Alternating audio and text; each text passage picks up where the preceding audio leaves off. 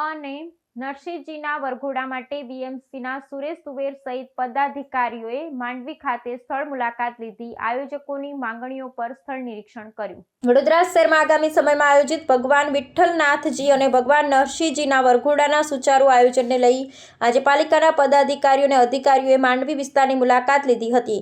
પાલિકાના એએમસી સુરેશ તુવેરની આગેવાની હેઠળ કોર્પોરેટર અને અધિકારીઓની ટીમે વરઘોડાના માર્ગની સ્થળ મુલાકાત લઈ આયોજકો સાથે ચર્ચા વિચારણા કરી હતી.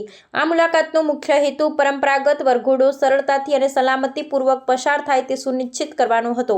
એએમસી સુરેશ તુવેરે માહિતી આપતા જણાવ્યું હતું કે દર વર્ષની પરંપરા મુજબ ભગવાન વિઠ્ઠલનાથજી અને નરસિંહજી ભગવાનનો વરઘોડો શહેરના ઐતિહાસિક માંડવી ગેટ મધ્યમાંથી પસાર થાય છે.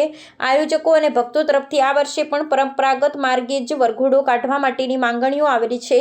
આ માંગણીઓને અનુલક્ષીને વરઘોડાના માર્ગમાં કોઈ અવરોધ ન હોય તેમજ જાળવણી કે સમારકામની જરૂરિયાત હોય તો તે જાણી શકાય તે માટે આજે આ સ્થળ નિરીક્ષણનું આયોજન કરવામાં આવ્યું હતું. પાલિકા દ્વારા ધાર્મિક શોભાયાત્રાને લઈ પૂરતી તૈયારીઓ કરવામાં આવે તે માટેની સમીક્ષા હાથ ધરવામાં આવી હતી.